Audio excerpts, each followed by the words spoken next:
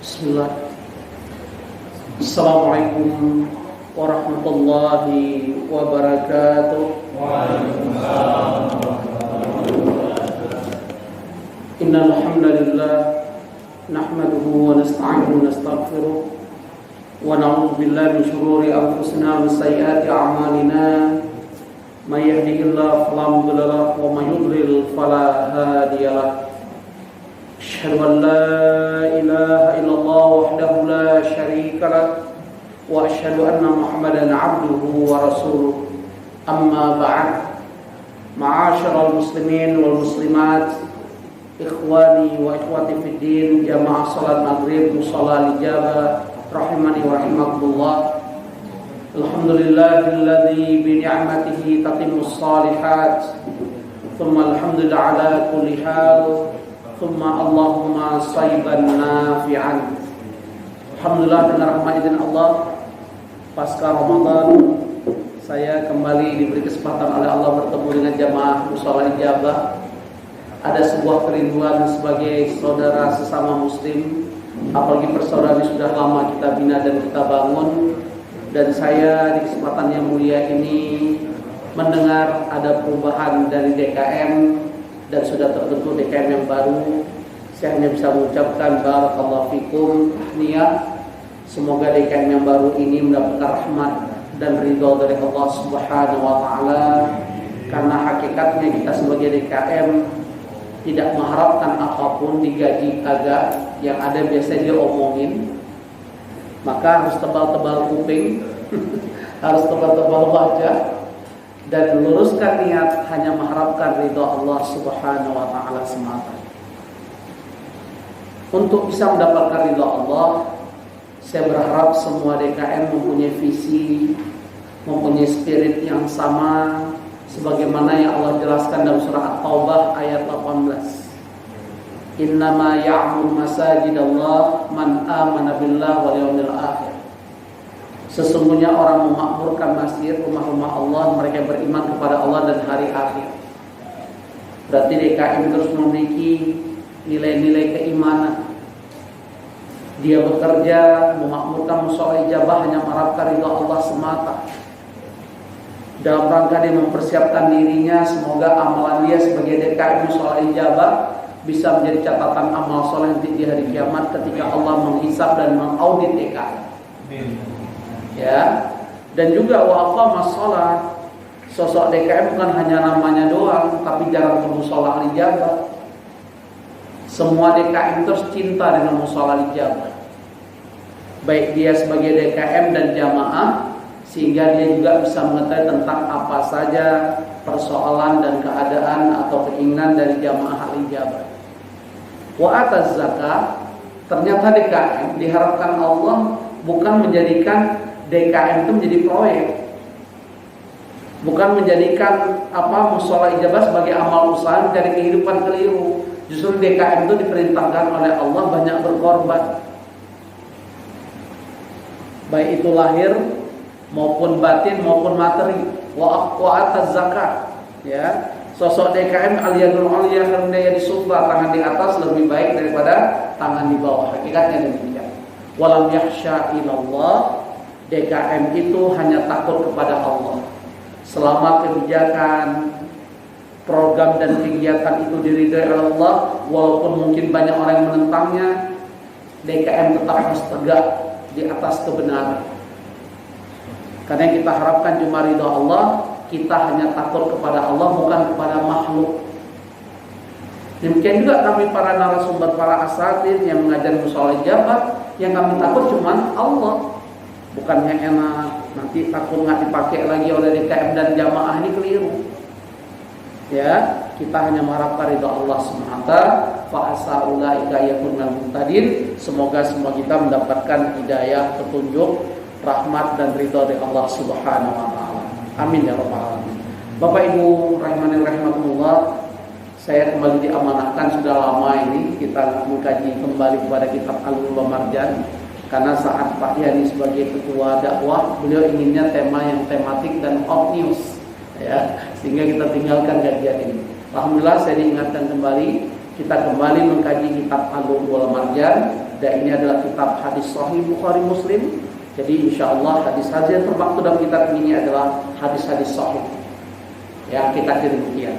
Kita sudah pernah pelajari dari hadis pertama sampai hadis keempat itu berkaitan dengan bahayanya berdusta atas nama Rasulullah sallallahu alaihi wasallam.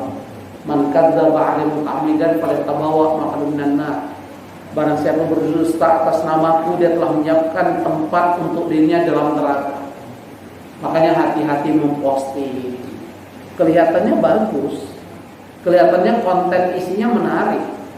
Tapi ketika ada hadis dari Rasulullah SAW, kita harus bertanggung jawab, benar nggak ini perkataan Rasulullah SAW? Kalau tidak benar, kita telah berdusta atas nama beliau. Dan ancamannya nggak main-main, neraka.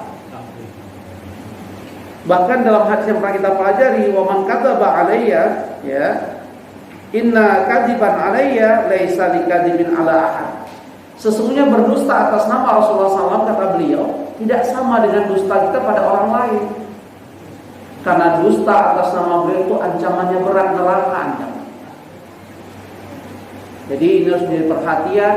Jangan mudah-mudah mengirimkan satu artikel di medsos, apalagi yang di dalamnya ada termaktub tentang hadis Rasulullah SAW, tapi tidak jelas siapa perawinya. Kalau jelas siapa perawinya, tidak jelas bagaimana kedudukan hadis ini.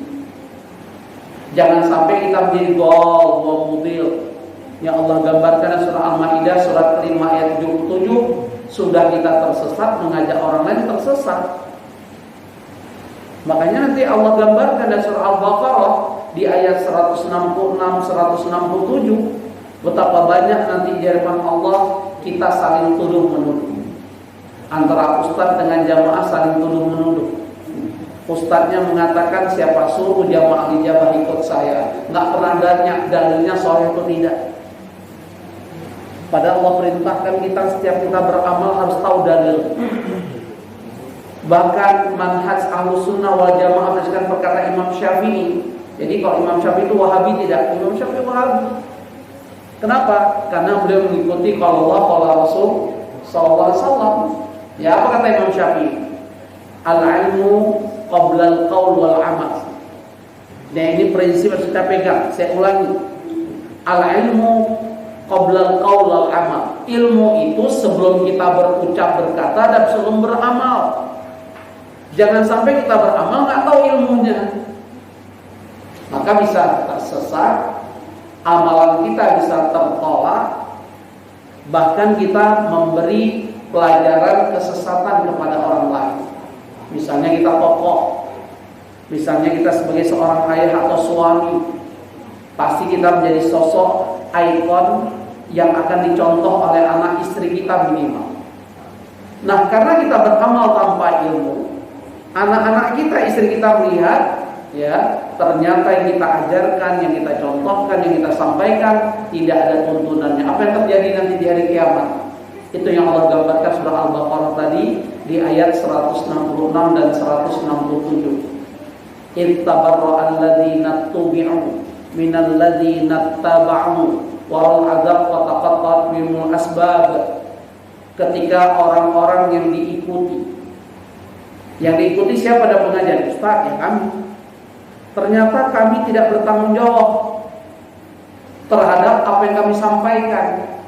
Maka ketika ditanya oleh Allah, kenapa kamu mengikuti Ustaz Fulan? Maka jawaban jamaah ijabah, karena kami percaya Ustaz Fulan dan kami nggak pernah nanya dalilnya sahih atau tidak. Dan ternyata siapapun termasuk saya kalau menyampaikan di hadapan jamaah ijabah, ilmunya tidak berdasarkan qala Allah qala Rasul, itu pertanggungjawabannya berat di hadapan Allah.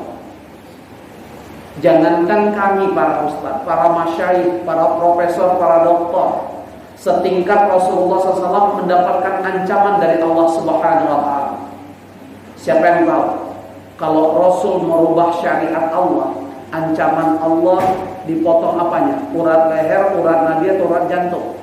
Urat jantung. Siapa yang tahu surat apa, ayat berapa, hadiahnya sebotol madu hitam?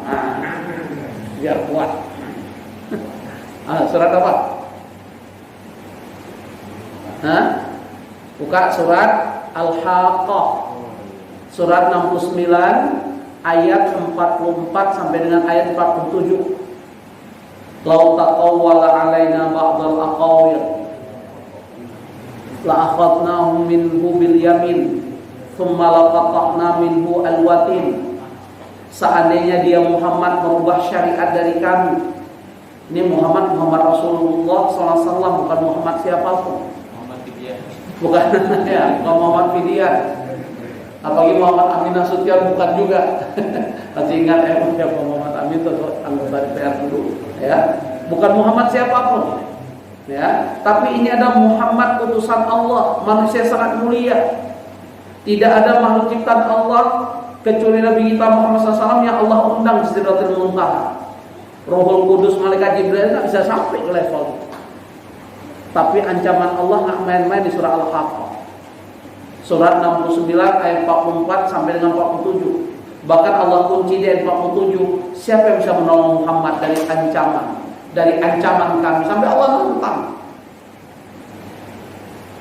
Makanya Allah ingatkan kita dalam surat Al-Isra surat 17 ayat 36, wala taqfu ma laysa laka bi'ilm. Jangan mengamalkan satu amalan tanpa tahu dasarnya apa, dalilnya apa. Makanya kembali Allah tegaskan dalam surat Yusuf surat 12 ayat 108. Apa kata Allah? Ad'u ilallah ala basirah. Qul hadhihi sabili ad'u ilallah ala basirah ana wa man ittaba'ani wa subhanallah wa ma ana minal musyrikin. Inilah jalan yang aku mengajak kamu atas basirah. Basirah itu apa? Dalil. Qala Allah, qala Rasul. Jadi siapapun yang beramal tidak sesuai dengan qala Allah, qala Rasul, maka amalannya tertolak, tidak menjadi amal soleh, tidak ittiba. Sebagaimana peringatan dan ancaman Rasulullah SAW dalam Sahih Bukhari dari istrinya Aisyah radhiyallahu anha, man amila amalan laisa alaihi amruna fahuwa raddun. Barang siapa beramal tidak ada contoh dan perintah dari kami, maka amalannya tertolak. Dan itu Allah ingatkan dalam surah Al-Kahfi surat 18 ayat 103 dan 104. Betapa banyak manusia merasa beramal dalam kehidupan mereka, ternyata di sisi Allah tidak menjadi catatan amal soleh. Pertama berkaitan dengan keikhlasan, dan yang kedua berkaitan dengan apa? Amalannya tidak ada tuntunan, tidak ada perintah dan contoh. Di surah Al-Kahfi ayat 103. Qul hal nunabbi'ukum bil akhsarina a'mala. Katakanlah, hai Muhammad, maukah kami beritahu siapa orang yang paling rugi amal perbuatannya di dunia? Siapa mereka? Kata Allah, alladzina dhalla sa'yuhum fil hayati dunya wa hum yahsabuna annahum yuhsinuna sun'a. Ya, mereka menganggap mereka telah melakukan kebaikan, tapi ternyata hanya level amalan tersebut baik, tapi bukan benar. Padahal suatu amalan akan menjadi catatan amal soleh bukan sekedar baik, tapi harus benar. Apa indikator parameter ukuran kebenaran? Qala Allah, qala Rasul. Makanya Allah ingatkan tadi basirah. Surat Yusuf ayat berapa tadi? 108. Bahkan kalau kita ingin selamat, tidak ada yang perlu kita ikuti kecuali qala Allah, qala Rasul. Dan waqala sahabat, kata ulama, kenapa sahabat juga menjadi rujukan panutan kita? Karena mereka mendapatkan jaminan ridha dari Allah Subhanahu wa taala berdasarkan surah Al-Bayyinah, radhiyallahu anhum wa radu an.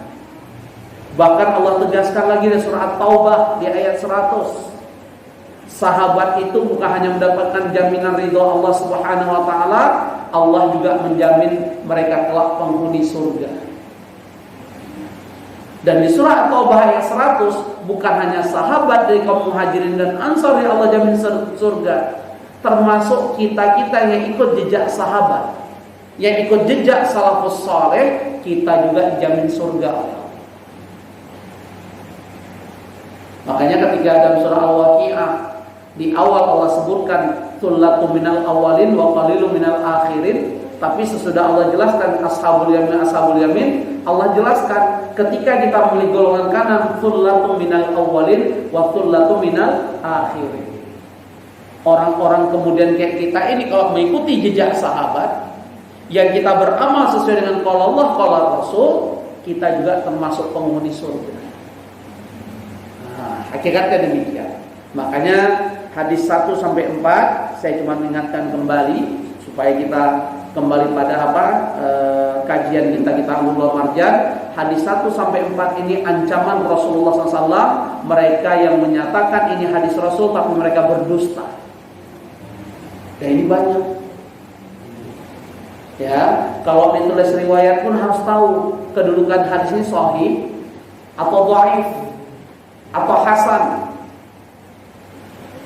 Para ahli hadis yang mereka melotok dalam ilmu mustalahul hadis mengingatkan kita, mengajarkan kita, hadis yang kedudukannya sahih harus diamalkan. Hadis yang kedudukannya hasan, ya, apa itu hasan? Derajatnya tidak sahih, tapi hadis hasan boleh kita amalkan. Yang tidak boleh kita amalkan sama sekali hadis dhaif. Apalagi hadisnya mungkar, apalagi hadisnya maudhu. Apa arti maudhu? Palsu. Itu haram kita amalkan. Dan ini banyak sekali hadis-hadis palsu berseliweran. Ya, makanya kita harus fas'al ahla dzikri in kuntum la ta'lamun, bertanya pada orang yang ngerti. Saya sendiri bukan ahli hadis, dan di zaman sekarang susah menemukan ahli hadis. Maka mau tidak mau kami merujuk kepada kitab-kitab yang memuat tentang hadis-hadis sahih yang sudah muktabar. Makanya di sini kan, di kitab ini kan ada tulisannya fima ittafaqa alaihi asy-syaikhani di depan ini. Ini mohon maaf udah hilang tulisannya, ya. Sebagaimana disepakati oleh asy-syaikhani. Siapa asy-syaikhani? Bukhari dan Muslim. Dan kajian kitab ini lumayan, isi hadisnya 1907 hadis. Kira-kira berapa tahun? Gak apa-apa, pelan-pelan saja kita jalaninya. Nanti saya juga cari yang kira-kira gak terlalu perlu kita bahas, ya, kita loncati saja. Ini. Kemudian hadis yang kelima yang sudah kita pelajari berkaitan dengan pertanyaan malaikat Jibril. Yang tiba-tiba malaikat Jibril itu muncul di hadapan Rasulullah SAW, di hadapan para sahabat. Dan digambarkan di hadis ini Jibril itu berwujud manusia, laki-laki yang sangat tampan. Datang malaikat Jibril bertanya, apa itu Islam, apa itu iman, apa itu ihsan. Puncaknya malaikat Jibril tanya, kapan terjadinya kiamat? Jawaban Rasul kita Muhammad SAW apa? As-sa'il a'lam minal mas'ul. Orang yang bertanya lebih ngerti, lebih paham kapan kiamat datang dibanding orang yang ditanyakan. Gitu ya. Ya.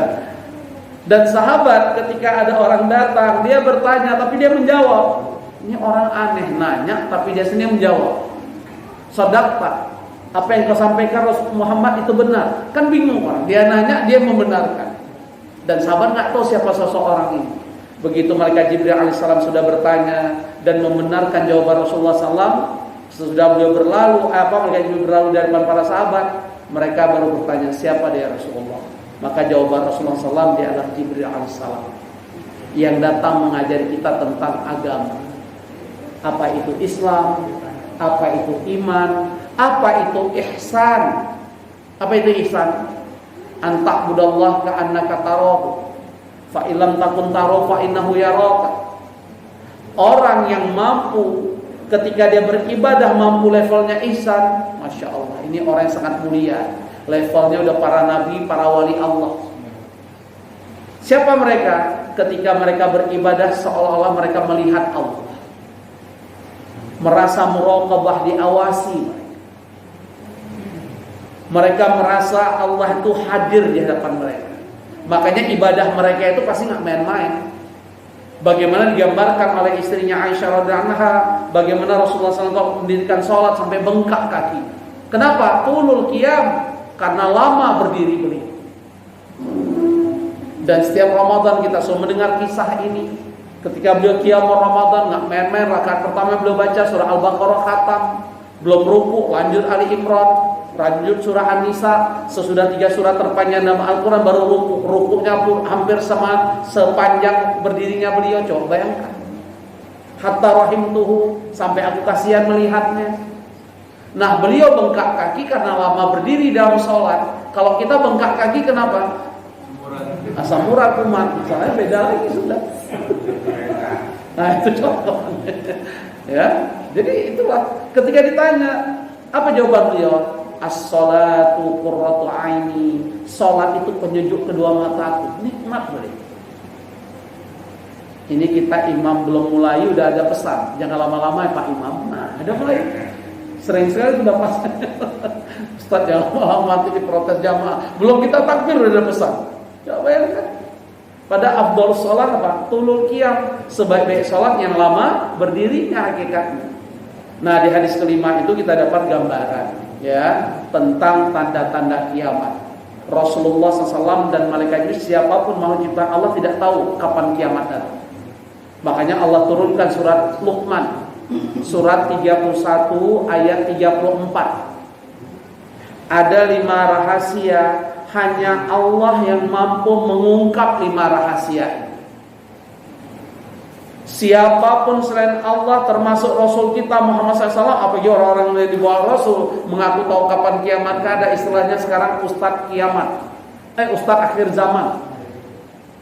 Karena kajiannya tentang akhir zaman, katanya kiamat akan datang 1500 Hijriah. Dari mana dia? Ternyata sudah dititi hadis-hadisnya itu hadis yang mengungkap. Makanya ditahdir karena oleh ustaz-ustaz tertentu. Rasulullah SAW ditanya malaikat Jibril, mata saahnya nggak tahu kapan. Dan Allah tegaskan dalam surat Luqman ayat 34, ada 5 rahasia hanya Allah yang tahu. Pertama berkaitan dengan kapan kiamat, nggak ada yang tahu. Dulu sempat heboh sehingga keluar film dari Steven Spielberg tentang kiamat, yang kapal itu, apa judul filmnya? 1998. 2013. 2012. Dia kaya raya, kita ditipu-tipuan dia. Dia Yahudi tulen, ya kan? Jadi box office itu film, semua orang nonton. Padahal nggak ada yang tahu kapan kiamat. Aneh juga tuh film. Karena saya diberitahu oleh jamaah, Ustaz coba nonton film ini, benar nggak? Saya bilang udah pasti nggak benar. Ya, apalagi pakai analisanya suku Aztec Meksiko. Menurut suku Aztec keyakinan mereka kiamat 2012. Ayat-ayat ya. Jadi yang kedua apa? Yang tidak ada yang tahu rahasia, hanya Allah yang tahu membuka rahasia tabir itu. Berkaitan kapan turun hujan. Mendung bukan berarti hujan. BMKG cuma meramal. Ini orang-orang di Pacitan, Pantura itu ketakutan karena BMKG memprediksi akan terjadi gempa dahsyat di atas 9 skala Richter. Maka kalau gempa sebesar itu tsunami besar, Jawa akan terbelah. Kira takut orang Pacitan. Ya, padahal tidak ada yang tahu. Ya, yang ketiga berkaitan dengan jenis kelamin anak dalam rahim ibunya. USG mau 4 dimensi, 5 dimensi, tidak ada jaminan. Betapa banyak udah di USG, udah divonis katanya orang tua udah mempersiapkan baju sesuai dengan prediksi dokter, begitu lahir lain lagi hasil. Nah, itu nggak ada yang tahu. Ya, yang keempat berkaitan dengan apa? Wa ma tadri nafsum madza taksibu ghadan. Nggak ada yang tahu apa yang terjadi hari esok. Makanya Allah ingatkan dalam surah Al-Kahfi ayat 23, wala taqulanna li syai'in inni fa'ilun dzalika ghadan illa ayyasha Allah. Nggak boleh kita memastikan. Ini pimpro-pimpro yang buat program harus pakai insya Allah. Target-target yang sudah dicanangkan termasuk DKM lewat programnya untuk setahun ke depan, jangan lupa ucapkan insya Allah. Karena nggak ada yang tahu apa yang terjadi esok. Dan yang terakhir, wa ma tadri nafsun fi ardin tamut, tidak ada yang tahu di bumi mana kita diwafatkan oleh Allah. Kapan kita diwafatkan oleh Allah. Barakallahu fikum. Senang saya. Dia jamaah ijabah sopnya rapat. Yang renggang-renggang itu takut dengan corona. Piala Eropa orang jingkrak-jingkrak nggak pakai masker. Coba yang Masjidil Haram dibuat kosong, nggak sedih kita. Kita ditipu-tipu. Mereka, saya lihat tadi Allah, saya coba cari berita, ada TV One pertandingan tinju live. Saya lihat kok di Madison Square itu penuh dengan penonton. Nggak ada lagi corona. Padahal Amerika termasuk terpapar corona paling tinggi katanya. Tapi yang nonton tinju rapat banget, nggak pakai masker satu. Udah selesai ya? Nah, kita nggak selesai. Yang paling sedih itu Masjidil Haram, rukun Islam coba. Nggak sedih kita. Inilah kita hari. Ya betul. Ya. Padahal semua ada pertanggungjawaban kelak di hadapan Allah. Yang memberi fatwa, mereka mendapatkan kekuasaan, tapi mereka tidak gunakan sesuai dengan syariat Allah, dengan petunjuk Allah, ada pertanggungjawaban. Ada 3 golongan Bapak Ibu. Sehebat apapun golongan ini beribadah di hadapan Allah, jungkir balik, ibadahnya nggak akan diterima oleh Allah walau shibron, walaupun cuma sejengkal. Siapa mereka? Ini hadis Muslim, hadis sahih. Yang pertama, pemimpin yang zalim, yang mana rakyat yang dipimpinnya tidak suka dengan pemimpin. Sehebat apapun ibadah pemimpin nggak akan diterima oleh Allah. Imam Nawawi menjelaskan pemimpin itu ada 2, imamun shaghir wa imamun kabir. Ada imam pemimpin yang kecil seperti apa? Imam sholat jamaah. Ini imam shaghir. Siapa lagi imam shaghir? Kepala rumah tangga kita, imam shaghir. Siapa lagi imam shaghir? RT RW, ketua DKM. Nah, kenapa RT RW nahlo? Ketika saya sebut kepala keluarga rumah tangga nggak ada nahlo. Emang nggak pada punya istri? Tadi MC bilang istri. Macam banyak kali istri MC. Padahal ada bapak mertua. Cita-cita. Sampai saya senyum tadi. Hebat sekali MC dibilang istri. Ya. Jadi ini kita hari ini, ya, wa iyadzubillah. Maka pentingnya kita pahami, ya. Jangan sampai kita pemimpin itu zalim terhadap rakyat kita pimpin. Apalagi sudah diingatkan oleh Rasulullah SAW, kullukum ra'in wa kullukum mas'ulun an ra'iyati. Seorang wanita, ibu juga mendapatkan pertanggungjawaban kepemimpinannya terhadap apa? Mengurus rumah tangga dan mendidik anak-anak. Jadi wanita juga ada pertanggungjawaban di hadapan Allah kelak. Semua kita ada pertanggungjawaban. Nah, pemimpin yang zalim, yang tidak dicintai oleh rakyatnya, berkaitan apa? Bukan berkaitan dunia. Karena ada 3 golongan. 3 golongan inilah yang dzul ilaihim, Allah nggak akan melihat mereka. Wala yuzakkihim, Allah tidak mensucikan mereka. Walhum azabun alim, dan mereka mendapatkan azab yang paling pedih nanti di hari kiamat. Siapa mereka di antaranya? Mereka menganggap pemimpin itu baik kalau mendapatkan dunia, dan menganggap pemimpin itu buruk kalau dia tidak mendapatkan apa yang diinginkan dari pemimpin. Itu istilah kita apa? Penjilat. Siapa lagi mereka? Mereka yang memiliki air dalam perjalanan, kebutuhannya sudah terpenuhi, ada saudara yang memerlukan air, tidak dia beri. Ini termasuk golongan nggak akan dilihat oleh Allah, dan mereka mendapatkan azab yang paling pedih. Ini hadis Sahih Bukhari Muslim. Dan yang ketiga siapa? Pedagang yang bersumpah atas nama Allah, bahkan menyebutkan modal dagangannya, padahal dia dusta palsu.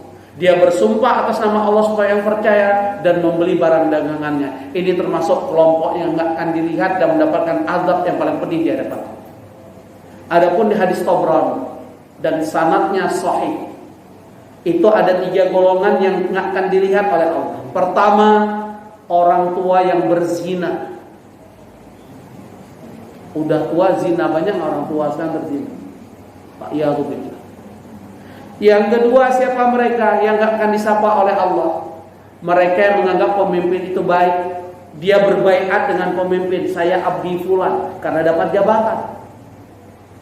Begitu belum dapat jabatan, gak boleh pemerintah memakai dana haji untuk membangun infrastruktur. Begitu dapat jabatan, halal, karena darurat, berubah fatwa.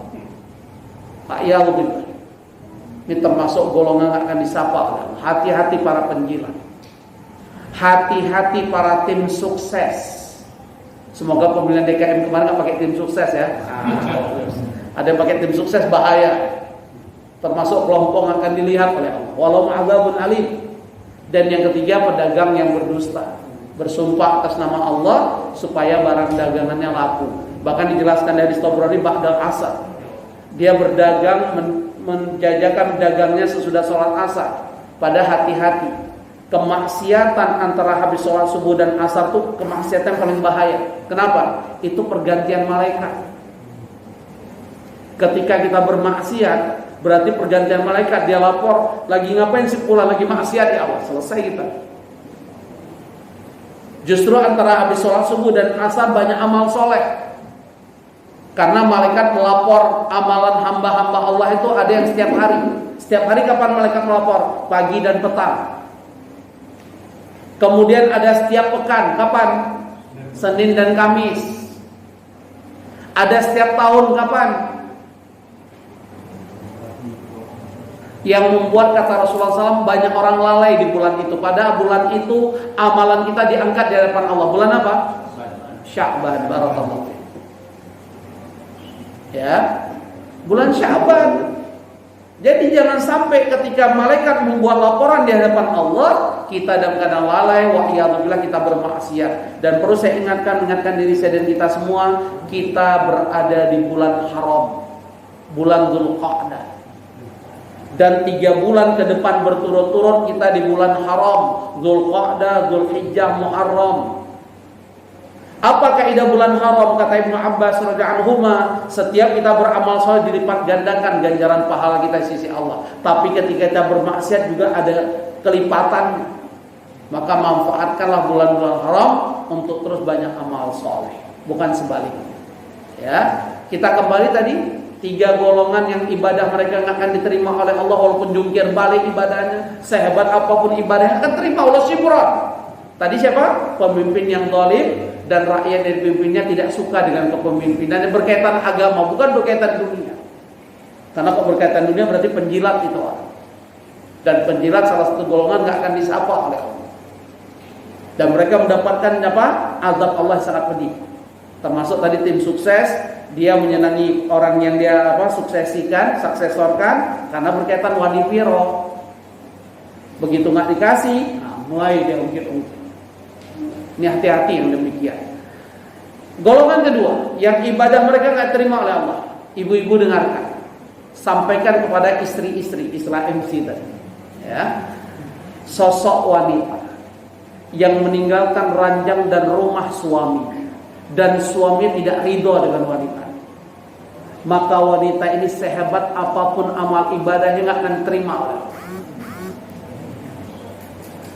Pasti ibu nanya, Ustaz, saya ingin layani suami, tapi kondisi tubuh saya kurang fit, Ustaz. Bolehkah saya menolak? Boleh, tapi sampaikan dulu, ngobrol. Jangan suami ngajak ranjang, muka kayak jeruk turun. Lebih berimam istri dibanding suami. Ada yang curhat. Masalahnya istri saya, Ustaz, anak pop. Polisi militer itu kan. Jadi kalau saya ini lebih tinggi nada dia, musibah gitu. Ya. Jadi kalau ibu-ibu ingin nolak keinginan suami, sampaikan dengan kelembutan. Makanya cari suami yang penuh akhlak, yang memiliki agama. Fasparu bidzatidin taribat yada. Karena siapapun yang memilih pasangan karena agama bahagia.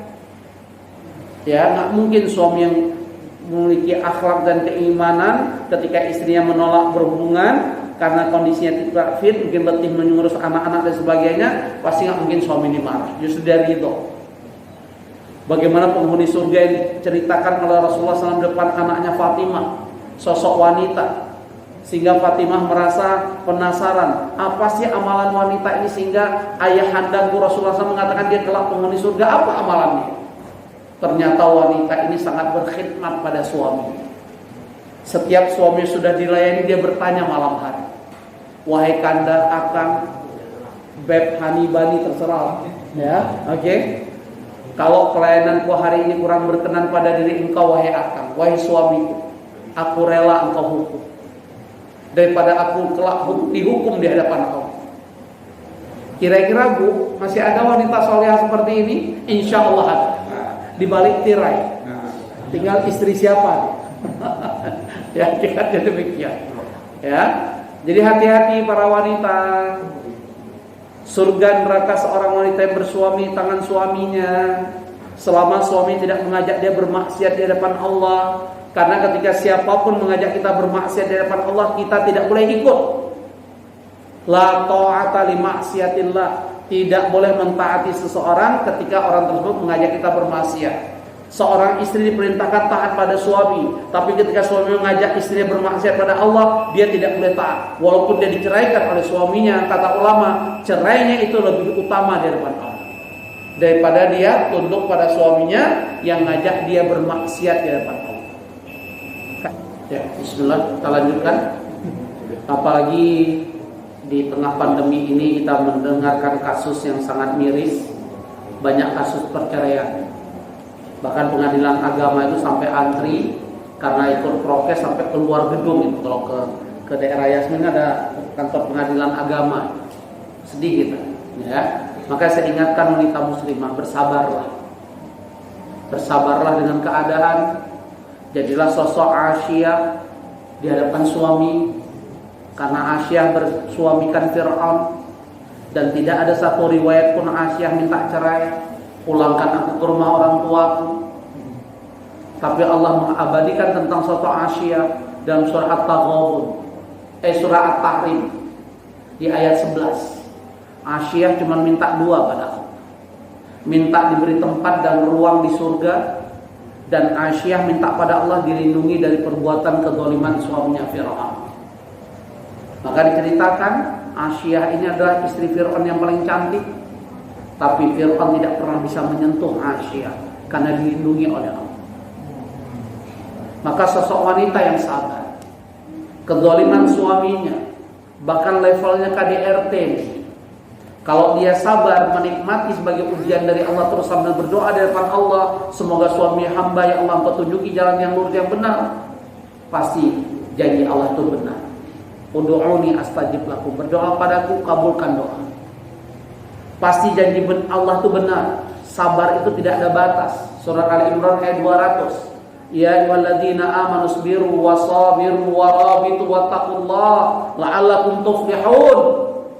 Hai para wanita muslimah, kalau sabar menghadapi pasanganmu hari ini mungkin tidak sesuai dengan harapanmu, keinginan, sabarlah. Bahkan Allah memberi sebuah jurus yang sangat jitu, baik kita sebagai suami maupun kita sebagai istri. Kalau ada melihat pasangan kita kekurangan tidak sesuai dengan harapan kita, apa perintah Allah? Buka surah An-Nisa, surat keempat ayat 19. Tolonglah minati. Pahami ini ayat. Tidak ada rumah tangga yang tanpa persoalan. Tidak ada pasangan yang sempurna.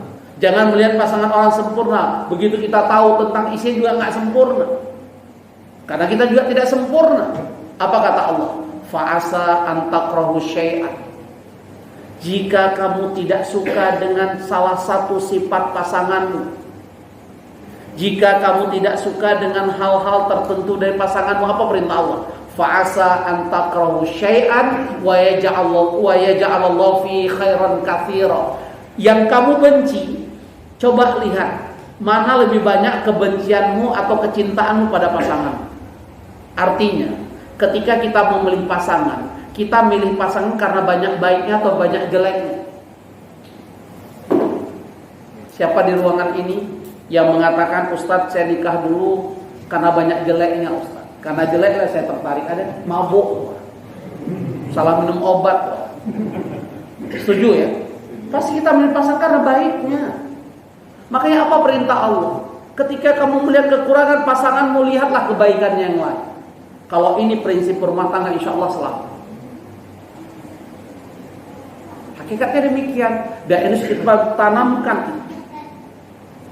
Ya, pahami prinsip itu. Dari surat An-Nisa ayat 19 sampai 21 itu sangat indah. Karena saya ada satu kajian di satu perumahan daerah Cibubur. Itu kajian saya keluarga Sakinah Mawaddah Warahmah. Ya, indah, memang menarik itu kajian. Dan itu rutin setiap Ahad subuh pekan keempat. Ya. Nah, ikhwani wa ikhwati fillah rahimani rahimakumullah, siapa golongan ketiga yang ibadah mereka enggak akan diterima oleh Allah, sehebat apapun ibadah? Rajulan takhasaman, dua orang bersaudara dan mereka bermusuhan. Mereka memutuskan tali silaturahim. Hati-hati yang memutuskan tali silaturahim apapun alasannya. Karena Islam tidak pernah mengajarkan kita lo jual gua beli. Islam mengajarkan kepada kita khudil afwa, jadilah pemaaf bukan pendendam. Bahkan salah satu golongan yang dirindukan oleh surga, siapa mereka? Ta'fu amman dolamaka, selalu memaafkan kedoliman saudaranya. Watasilu amman qata'aka, selalu mempererat tali silaturahim kepada orang yang telah memutuskan tali silaturahim. Selain orang-orang memutuskan tali silaturahim, ancamannya tadi apa? Ibadahnya tertolak. Apa ancaman Allah? Lihat surah Ar-Ra'd, surah 13 ayat 25. Walladzina yanquduna ahdallahi min ba'di mitsaqihi wa yaqta'una ma amarallahi bi an yusalla yufsiduna fil ardi ulaika lahum la'anahumullah wa lahum su'ud dar. Mereka mendapatkan laknat dari Allah, dan tempat mereka, kata Allah, yang memutuskan tali silaturahim, neraka tempat. Bagaimana kita mensikapi orang yang telah memutuskan tali silaturahim pada kita? Tetap kita sambung. Ausilu amman qata'aka. Kalau kita ingin masuk surga dan surga rindu dengan kita, salah satu sifat yang kita miliki apa? Selalu mempererat hubungan silaturahim pada orang yang telah memutuskan tali silaturahim. Ustadz, saya sudah berusaha, tetap dia tidak terima. Allah kan Maha tahu. Kita yang tetap menghubungkan silaturahim, dicatat kebaikan. Ciri orang bertakwa, wal kadhiminal ghaidha wal 'afiyana 'anil nas, surah Ali Imran 134. Orang yang tetap tidak mau menerima silaturahim kita dicatat sebagai orang yang buruk dan fasik. Ibadahnya sehebat apapun gak akan diterima oleh Allah. Tinggal pilih, tetap pemaaf atau pendendam. Pada Allah turunkan surat Ali Imran, bukan surah Al-A'raf, surat ke-7 ayat 199. 3 sifat yang wajib kita miliki, kata Allah. Khudil afwa, jadilah pemaaf bukan pendendam. Wa'mur bil 'urfi, selalu mengajak kepada kebaikan bukan keburukan. Wa'arid 'anil jahilin, selalu menghindar dari pergaulan-pergaulan yang sesat, menyesatkan, yang mengajak kita lalai di hadapan Allah. Harus tinggalkan mereka. Jadi jangan sampai habis ngaji ada istilah habis ngaji refreshing kita main gaple loh. Ini enggak betul. Habis ngaji mau goes boleh, tapi goes ini lama-lama. Ternyata ada penelitian, Ustadz Dr. Rehan Bahren itu nulis dalam satu tulisan artikel Muslim, kesehatan Muslim. Ternyata laki-laki yang banyak goes itu merusak produksinya, reproduksi. Tidak boleh lebih dalam sepekan 3 jam. Jadi yang lama-lama ngapain? Bukan sepekan, bukan sehari. Nanti saya kirimlah artikel, Pak Yani supaya kirim. Mana tahu ada hobi goes, gara-gara goes nggak ngaji. Kenapa? Aduh Ustaz pegel. Itu contoh. Goes mubah, ya. Tapi jangan sampai mengandung maksiat, lalai dan sebagainya. Ya. Dan ternyata goes nggak ada jaminan orang sehat. Ada yang meninggal di depan Istana Bogor lagi goes, letkol, ya kan? Siapa pemain Denmark saya cuma baca ya. Udah. Hafal. Sengaja saya pancing Pak Yani, pasti hafal. Ya, itu contoh ya. Ya, apa kurang si Erikson ya? Tapi kalau serangan jantung. Mendingan serangan jantung lagi sujud, bagus. Allahu Akbar. Siapa yang hafal doa? Kita minta diwafatkan Allah sedang sujud. Yang hafal dapat sebotol madu. Dan itu Allah abadikan dalam surat Yusuf ayat 101.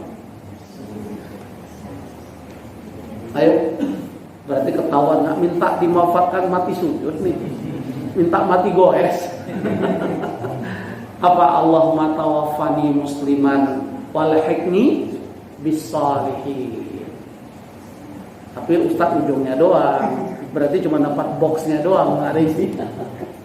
Ayo hafalin, Allahumma tawaffani musliman walhiqni bis-shalihin. Surat Yusuf ayat 101.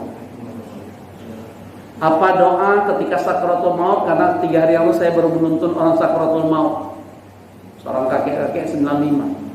Tapi kalau Allah bukan wafatnya saat saya tuntun, saya tinggalin karena saya bilang dengan keluarga, cukup talqin, nggak usah sering-sering, saya sekali supaya tidak menyibukkan si orang menghadapi sakratul maut. Ya.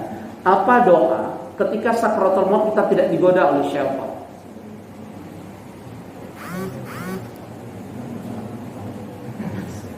Berarti bisa digoda.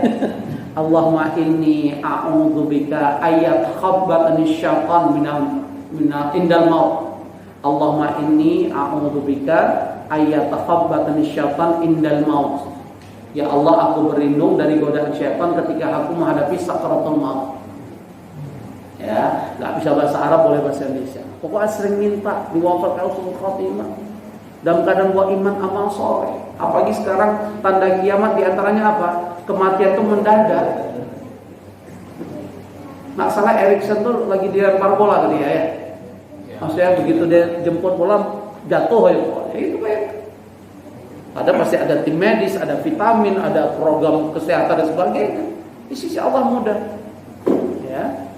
Tapi termasuk yang selamat. Biasanya orang begitu udah mati ya kan. Ini maksud diberi. Artinya kita kembali pada kaidah, ajal itu menghampiri diri seseorang kapan? Siapa yang tahu? Hah? Memang yang eksekusi malaikat. Kapan ajal kita datang? Siapa yang tahu? Hah? Rezeki habis. Kalau rezeki kita habis, mati kita. Tapi kalau rezeki nggak habis, nggak bisa mati. Qadarullah tadi ada satu acara menarik menurut saya mengambil pelajaran. Judulnya kehidupan kedua. Jadi ada satu tuh bagus Fulan Zainal Arifin masalah. Dia tuh tadinya ASN. Qadarullah kena kanker otak. 5 tahun kemudian dia kena apalah yang membuat dia bludik, pendarahan dari hidung, mulut, bla bla bla. Kemudian 2017 kemarin lumpuh total. Karena ada satu poin yang dia berikan dalam ilmu di situ, kehidupan kedua. Bekerja itu tidak boleh di luar kemampuan kita. Jadi kok ada letih berhenti. Saya terporsir kata dia. Itu bisa membuatkan psikomotorik organ tubuh kita dan sel-sel tubuh itu akan bisa jam. Mesin mobil aja bisa jam kan? Hakikatnya demikian bagi kita. Nah, ada satu poin yang menarik. Dia itu sempat ingin bunuh diri. Walaupun TB itu bagus kan berarti muslim banget, Banten banget, darah ningrat banget. Dia cerita di salah satu stasiun televisi swasta kita itu, saya akhirnya karena nggak bisa ngapa-ngapain, saya dari tempat tidur gelinding. Karena posisi tempat tidur saya di lantai 2, saya menggelindingkan tubuh saya jatuh ke lantai 1. Dan semua udah teriak. Tapi sebuah mukjizat dari Allah, begitu saya ingin bunuh diri jatuh ke bawah, justru 3 pekan kemudian saya bisa jalan. Apa hikmah yang bisa kita ambil sebenarnya? Kenapa dia nggak datang aja? Karena rezeki masih ada. Hari ini dia pegiat sosial, dimanapun dia roadshow. Dia beritahu anak istrinya, ayah, papa kalian sudah tidak ingin mikir dunia. Ayah ingin mikir akhirat, mempersiapkan ketika ajal datang. Jadi kalau dia pendarahan, kanker otaknya sekarang lagi tidur sampai bisa bangkit lagi, udah nggak mau beres. Yang penting saya terus beramal dan beramal. Berarti Allah memberi aku kesempatan kehidupan kedua untuk aku bisa beramal soleh. Hebat. Apa kita harus seperti dia, diuji dulu seperti dia? Apa kita baru pandai bersyukur di hadapan Allah yang Allah sebutkan qalilan ma yashkurun, sedikit sekali manusia pandai bersyukur. Apa perlu diuji seperti saudara kita ini baru kita ingat akan kebesaran Allah, akan nikmat Allah. Makanya Rasulullah SAW mengingatkan kita iqtanim khamsan qabla khamsin, pergunakan 5 kesempatan sebelum 5 kesempatan hilang. Di antaranya apa? Wasihataka qabla saqamika, pergunakan masa sehat sebelum hilang kesehatan sehingga datang penyakit. Wa hayataka qabla mautika, wa syababaka qabla harawika, wa faraghaka qabla syukrika, wa ghinaka qabla fakrika. Ini harus kita pahami benar. Nah, inilah Bapak Ibu, hati-hati dengan 3 golongan yang ibadah mereka sehebat apapun, kalau mereka memiliki sifat dalam 3 golongan ini, ibadah mereka tidak akan diterima oleh Allah walau shibran, walaupun cuma sejengkal.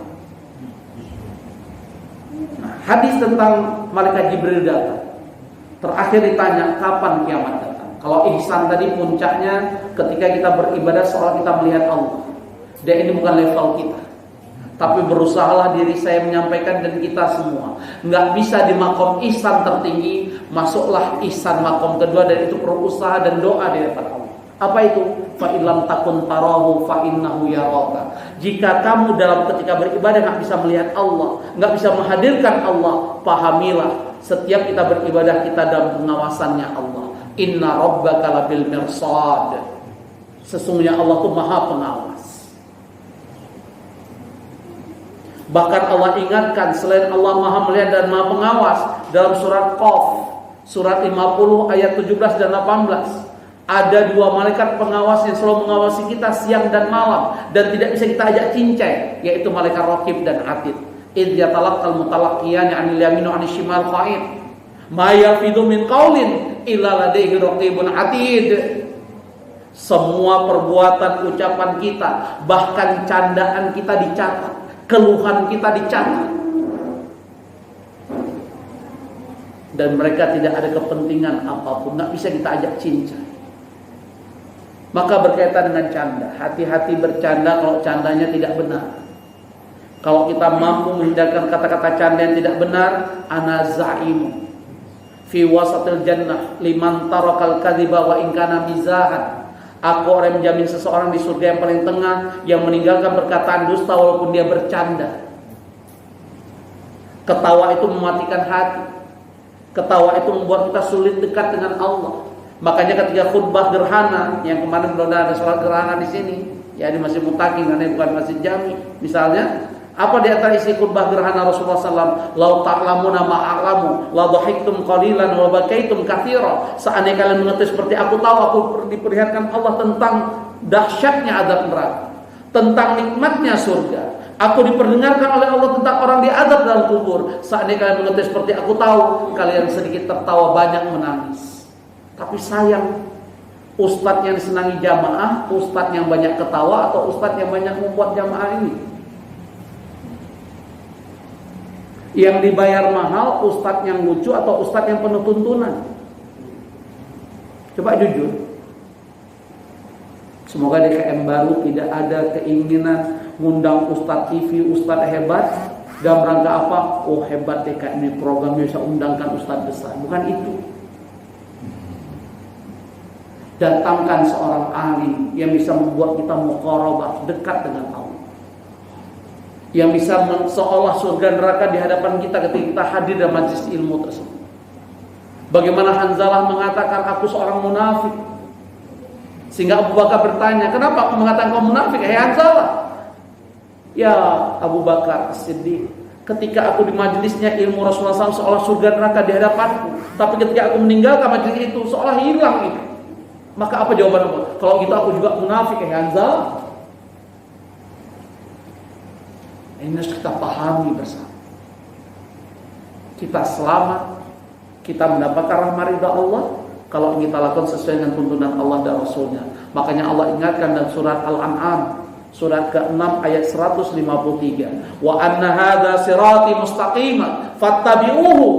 Inilah jalanku yang lurus. Dimana Rasulullah SAW sampai menjelaskan apa yang maksud jalan yang lurus.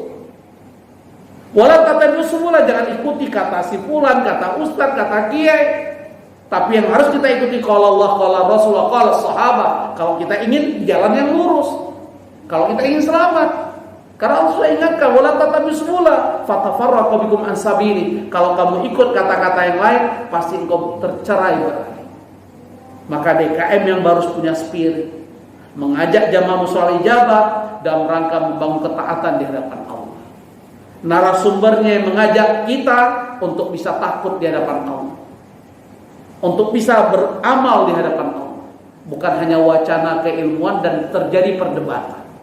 Ujung-ujungnya terjadi kelompok-kelompok asabiyah eksklusif. Mudah-mudahan saya cuma bisa berdoa Pak Gufran, semangat terus terus dipegang. Kata kuncinya dari surah At-Taubah ayat 18. Itu menjadi sebuah parameter pegangan DKM. Innama ya'muru masajid Allah. Dan terakhir malaikat Jibril bertanya mata sa'il. As-sa'il a'lam minal mas'ul. Orang yang bertanya lebih paham orang yang ditanyakan. Tapi Rasulullah SAW menjelaskan apa ciri-ciri datangnya kiamat. Dan hari ini sudah kelihatan semua. Bahkan viral di media sosial. di Jeneponto apa? Jeneponto. Nah, di Jeneponto katanya matahari berapa hari yang lalu terbit dari sebelah utara. Dan BMKG mengakuinya. Saya baca di running text sebuah media, ya. BMKG mengakuinya ini bukan hoax. Benar, di Jeneponto matahari terbit saat itu sebelah utara. Berarti utara bentar lagi ke barat. Kalau barat kiamat. Dan siapapun yang bertobat ketika matahari terbit sebelah barat nggak terima tobatnya, sudah terlambat. Maka apa tanda ciri-ciri dekatnya kiamat? Nah, kok ini benar-benar hadisnya Bukhari Muslim, bukan seperti yang dikatakan umur umat Muhammad kiamat datang 1500 Hijriah, berarti kita 1440, tinggal berapa tahun lagi? Dari mana tahu? Beliau hanya menjelaskan apa ciri-ciri kiamat. Pertama, idza walatil ammatu rabbah. Salah satu makna ketika seorang budak melahirkan tuannya, salah satu makna dalam syarat hadis ini, ketika banyak orang tua menjadi budak di hadapan anak-anak. Sudah terjadi belum? Pak titip anak emang baby sister apa? Begitu tanya, Bu udah jarang ikut pengajian, Abu Ustadz saya MC. Saya pikir ibu tuh master seremoni. Saya nanya, udah tua, ibu MC di mana udah tua gini? Senyum beliau. Maksud saya MC itu bukan master seremoni, Ustaz ngomong cucu. Ayah-ayah kayak gitu.